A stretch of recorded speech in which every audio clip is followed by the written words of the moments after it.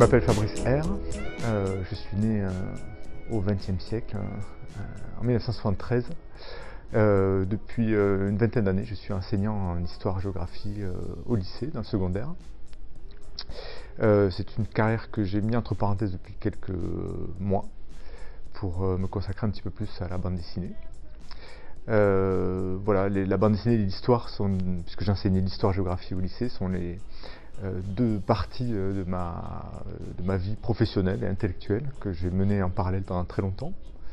J'ai fait mes études à Perpignan, puis après je les ai poursuivies à la Sorbonne, à Paris 1, pour ce qui est de la thèse d'histoire. Voilà, donc j'ai fait un cursus très complet en histoire, en me spécialisant sur l'histoire du XIXe siècle et sur l'histoire culturelle en particulier.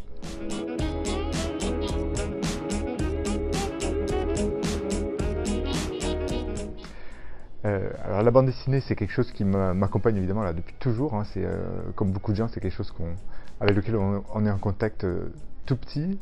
Et ce qui m'a beaucoup plu moi dans ce qui est arrivé en bande dessinée dans la fin du XXe siècle, c'est que j'ai l'impression qu'elle a grandi aussi avec moi, c'est-à-dire que plus j'avançais en âge, plus je trouvais des bandes dessinées qui correspondaient à ce que j'attendais, à ce que j'espérais. Et ça continue encore aujourd'hui, hein. Je trouve que depuis une trentaine d'années, il y a vraiment un foisonnement de nouveautés, pas simplement dans le trait ou dans l'imagination, mais dans ce qu'on peut dire en bande dessinée, ce qu'on peut faire. Et ça, c'est vraiment très agréable parce que, effectivement, quand on est petit, on peut lire les Schtroumpfs et se régaler, puis en grandissant, découvrir l'autobiographie, aujourd'hui, découvrir des travaux historiques qui passent par la bande dessinée, par exemple. Donc, c'est un médium dans lequel je me suis toujours reconnu, j'ai toujours trouvé des raisons de lire, hein, et des écrits qui étaient très stimulants. Alors moi j'ai pratiqué la bande dessinée aussi très tôt, comme tous les enfants j'ai dessiné, et puis j'ai continué à dessiner. J'ai eu une première expérience quand j'avais une vingtaine d'années, suite à un concours à flûte glaciale, où j'avais réussi à placer une planche dans ce magazine qui pour moi était vraiment à ce moment-là le Graal, quoi, c'est-à-dire le cœur de la bande dessinée d'humour, qui est ce qui m'intéressait et me passionnait le plus à l'époque. Et c'est à ce moment-là que j'ai compris aussi que c'était très difficile d'en faire un métier, parce que suite à ce concours, on m'a dit que je pouvais faire d'autres propositions, amener d'autres planches, et je me suis rendu compte qu'il y avait un travail créatif derrière qui était quand même très difficile à assumer.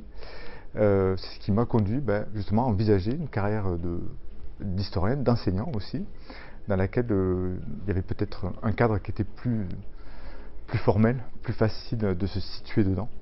Puisque dans la bande dessinée, encore aujourd'hui, et c'est un des sujets aujourd'hui qui agite beaucoup le monde des auteurs de BD, c'est que justement c'est quelque chose qui est très vague, très flou, dans lequel chacun doit trouver sa place et faire sa place.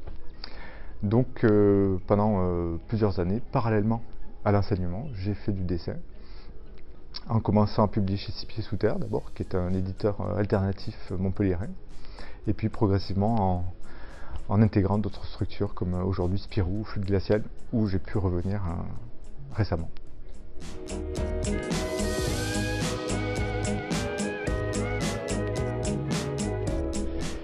Le rapport entre la bande dessinée et l'histoire, ça c'est quelque chose d'ancien aussi, mais moi j'avais les bandes dessinées historiques d'Histoire de France de Larousse, qui m'ont toujours un petit peu rebuté sur l'aspect un peu austère qu'ils avaient.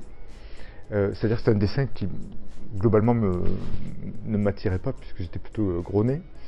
Je veux dire par là que c'est pas une réserve sur la qualité de cette histoire, qui pouvait être par ailleurs très bien.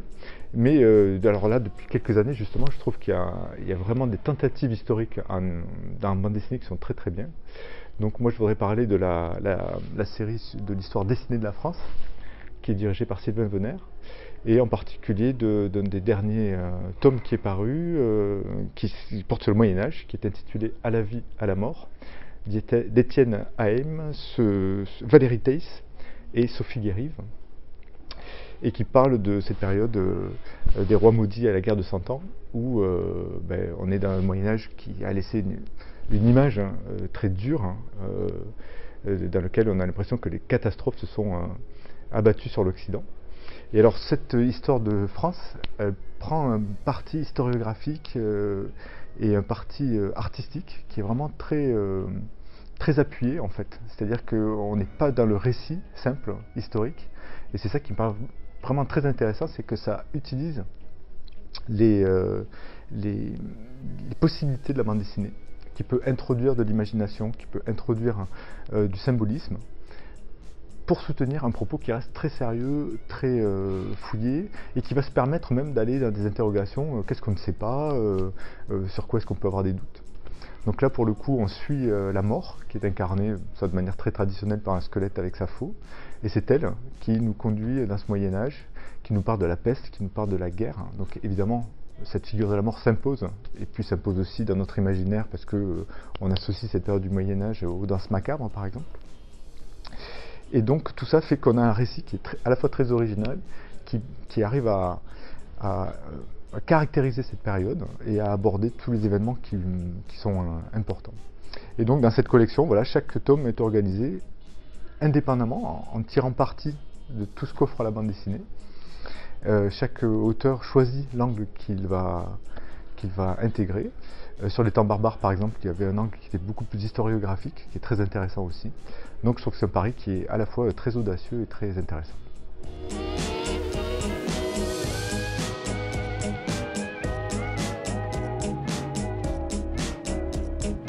La bande dessinée a un intérêt dans la transmission de beaucoup de choses, je pense. Concernant l'histoire, à titre personnel, un des premiers cours que j'ai fait en tant qu'enseignant au lycée, ça portait sur la colonisation. Donc j'ai amené aux élèves des planches de Tintin au Congo. Alors là, pour le coup, c'était un travail sur matériaux historiques, puisqu'on a affaire à une vision de la colonisation au moment où elle se passait.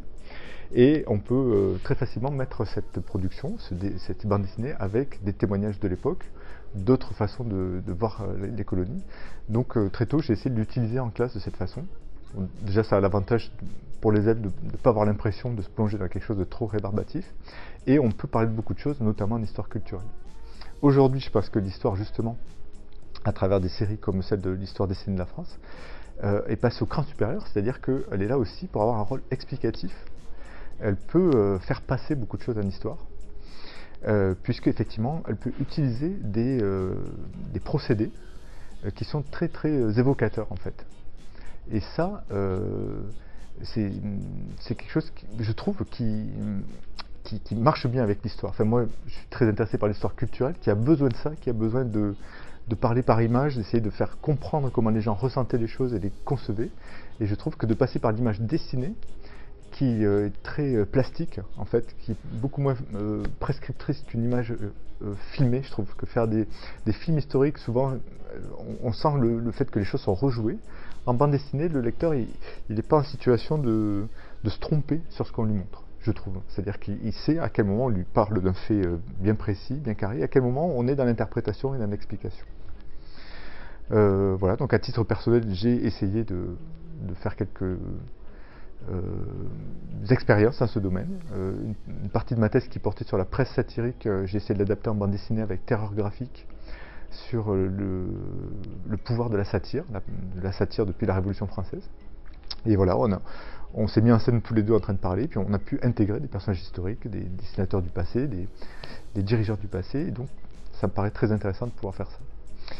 Et il y a également une collection chez Dupuis actuellement qui s'adresse aux plus jeunes, qui s'appelle Le fil de l'histoire, où là ce sont deux enfants, Ryan et Nino, qui se promènent dans l'histoire. Donc effectivement on est dans un cadre qui est pas du tout strict, contrairement à ce que évidemment l'histoire en tant que science exige, mais on peut très bien avoir un discours qui lui reste très strict, avec des faits qui sont évoqués qui sont extrêmement précis.